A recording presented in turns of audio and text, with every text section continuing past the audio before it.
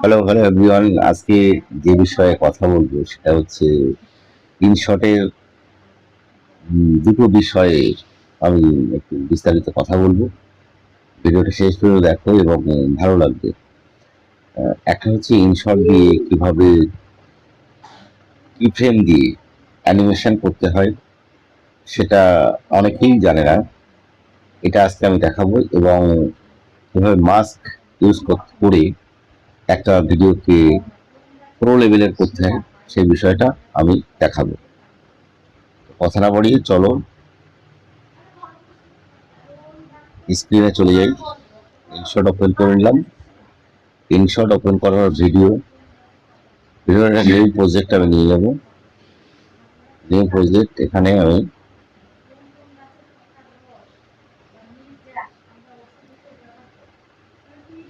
এটা নিয়ে নিলাম। এবার আমি কি ফ্রেমের ইউজ দেখাবো। তো আমি রেশিওটা আমি এই ক্যানভাসে গিয়ে চেঞ্জ করে নিতে পারি। চেঞ্জ করে নিতে পারি এটা। আমি ক্যানভাসটা চেঞ্জ করে নিলাম, নিয়ে টাইম লাইনের ডিউরেশনটা একটু বাড়িয়ে দিলাম, দিয়ে এখানে আমি একটা টেক্সট লিখবো। একটা টেক্সট আমি লিখবো জি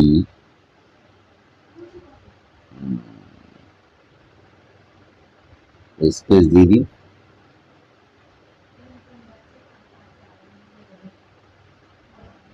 ভিজুয়াল।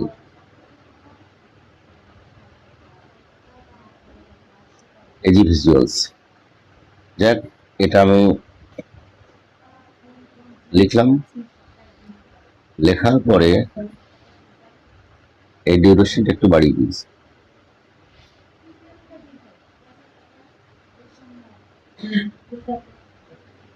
এবার আমি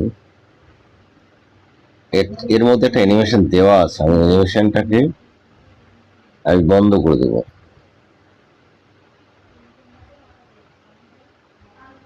আমি এডিটসে যাব। এডিটসে গিয়ে এখানে অ্যানিমেশনটা দেওয়া আছে, আমি অ্যানিমেশনটাকে অফ করে দিই, তাতে আমার সুবিধা হবে। যাই হোক,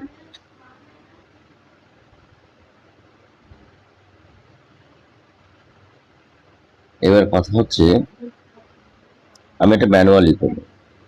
এটা নিচে আছে, এই জন্য আমাকে কি করতে হয়, প্রথমে যে কর্নারে আছে কি ফ্রেম, ভালো করে ফলো করে এই কর্নারে আছে কি ফ্রেম, এই কি ফ্রেমটাকে আমি অন করে দেবো। এবার একটু পরে আমি এই লেখাটাকে পুরো মিডিলে তুলে দেবো। তাহলে দেখো, এবার প্লে করো। তাহলে এটা কি করে হচ্ছে, এই যে অ্যানিমেশনটা হচ্ছে এটা আমি কি ফ্রেম দিয়ে করেছি, এটা আমি কি ফ্রেম দিয়ে করেছি। এবার দেখো, এই লেখাটাকে আমি ধরো আমি একটু ছোট করে নিলাম, বা এই উপরে ওঠার পরে এই লেখাটা কিছু সময় স্টে করবে, তারপর এখানে আর একটা কি ফ্রেম অ্যাড করে দিলাম, দিয়ে কিছু সময় স্টে করার পরে এই সামনে একটু টেনে দিলাম, দিয়ে এইবারে এটাকে আমি ছোট করে দিলাম। দেখো কি হয়, কি ফ্রেম ইউজ করে কিভাবে অ্যানিমেশন দেওয়া যায়। দেখলে কি ফ্রেমের মজাই এখানে। এবার আমি ধরো টেক্সটটাকে ডিলিট করে দিলাম, এইখানে আমি একটা ইমেজ নিয়ে আসবো। আমি এখানে এই যে পিআইপি, এটাকে বলে ওভারলে, অনেকে ইনশর্ট এটা পিআইপি। এটা আমি আমি একটা ওভারলেতে ক্লিক করলাম, তা আমি এখানে একটা ফটো নিয়ে আসবো। এই যে আমার আর একটা এই ছবিটা। এবারে এই কর্নারটা দেখো, যেহেতু ব্ল্যাক হয়ে আছে, এটাকে আমি গোল নেব। এর জন্য আমাকে কি করতে হবে, ব্লেন্ডিং মোডে যেতে হবে। ব্লেন্ডিং মোডে গিয়ে লাইটেন বা ডজ স্ক্রিন,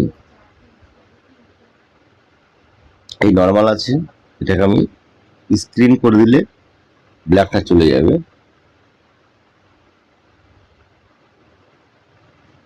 ব্লেন্ডিং মোডের অপাসিটি বাড়ানো কমানো যায়। দেখ এই যে পিকচারটা, এটা ঠিক হচ্ছে না, আমি আর একটা নিয়ে আমি এটাই নিই। এই লোগোটা আমি বানিয়েছিলাম, এই লোগোটা আমি নিই। এই লোগোটা সিম্পলি আমরা ধরো এই কর্নারে ইউজ করবো, কিন্তু এখানে একটু বড় করে আগে দেখাবো। এর জন্য কি করতে হবে, এই যে কি ফ্রেম একটা বসিয়ে দিলাম, দিয়ে খানিকটা বা কিছুটা দূর গিয়ে এটাকে আমি বাড়িয়ে দিলাম। এবার দেখো টেক্সটের ক্ষেত্রে যেমন হয়েছিল আবার সিলেক্ট করলাম। এবারে মনে করো যে এটাকে কিছু সময় রেখে, কিছু সময় রাখার পর এটাকে এই কর্নারে ধরো এই কর্নারে তুলবে। তার জন্য কি করতে হবে, কিছুটা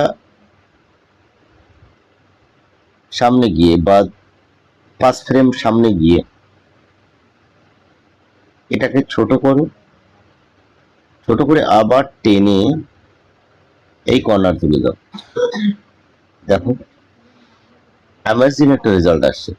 বড় হলো আবার কর্নার চলে যাবে। এমনটা তোমরা দেখো অনেকের ভিডিওতে। আবার কি হয়, এটাকে ডিলিট করে দিই। এটা অনেকের একটা অন্য ফটোর ক্ষেত্রে আমি দেখিয়ে দিই। এই ছবিটা আমি এই কর্নারে ছোট আকারে আছে, এই কর্নারে ছোট আকারে আছে। এবার এটাকে আমি পুরো স্ক্রিনে দিতে চাই।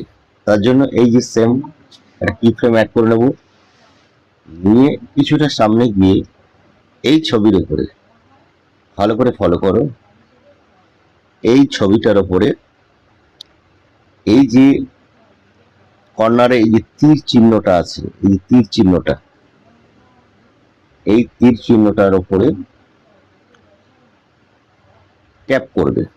ট্যাপ পাওয়া পুরো স্ক্রিনে বা এইটাকে বড় করে এনে পুরো স্ক্রিনে সেট করে দেবে। এইবার দেখো রেজাল্টটা কি দাঁড়াচ্ছে, দেখলে? যে ছোট্ট একটা ছবি যে কর্নারে ছিল সেটা কি ফ্রেম ইউজ করে পুরো স্ক্রিনে এমন ভাবে যদি ভিডিও এডিটিং করা হয়, তাহলে তোমার ভিডিও একটা প্রিমিয়াম লুক দেবে। এটা 100% একদম প্রিমিয়াম লুকে চলে আসবে। এবার আজকে আমি দেখাবো আর একটা জিনিস, যেটা 90% নতুন এডিটাররা জানেই না। আমি এই যে মেইন লেয়ারটা আছে ভালো করে ফলো করবে। এটা কি হচ্ছে,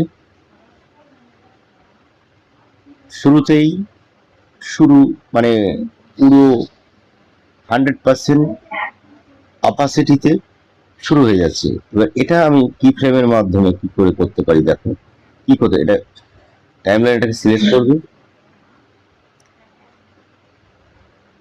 করে একটু সামনে নেবে, নিয়ে একটা কি ফ্রেম অ্যাড করবে। কি ফ্রেম অ্যাড করলে এবার এখানে টুলবারে গিয়ে খুঁজবে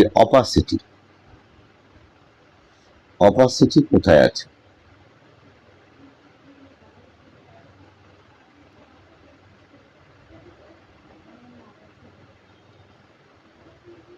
অপাসিটি, এই যে অপাসিটি, এই অপাসিটি খুঁজবে। এবার কি ফ্রেম অ্যাড করার পরে প্রথমে চলে আসবে, গিয়ে এই অপাসিটিতে ক্লিক করবে। ক্লিক করে এই অপাসিটির, এই যে অপাসিটির ডেন্সিটি, এই অপাসিটির ডেন্সিটিটাকে কমিয়ে দেবে। চাইলে তুমি পুরো ব্ল্যাকও করে দিতে পারো। দিয়ে রাইট চেনে ক্লিক করবে। এবার ভিডিওটা প্লে করবে। দেখো, দেখেছো শুরুতে পুরো ব্ল্যাক স্ক্রিন, আমি কি ফ্রেমের মাধ্যমে পুরো একটা সিনেমেটিক লুক দিলাম।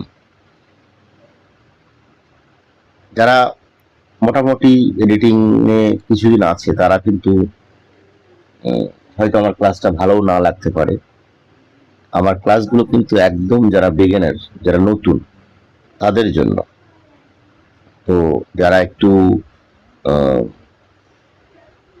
হাই ফাই লেভেলের আছো, একটু শিখেছো, প্লিজ আমার ভিডিওতে না থাকলেই নয়, কারণ দু একটা ব্যাড কমেন্ট আসে।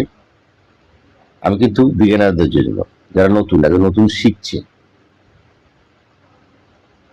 তো যাই হোক, আজকে কিন্তু আমি এই অনলি কি ফ্রেমের জন্য আমার দুই ভাই বন্ধু আমাকে রিকোয়েস্ট করেছিল যে কি ফ্রেমটা ডিটেলস দেখানোর জন্য। তো আজকে ডিটেলসটা আমি দেখালাম।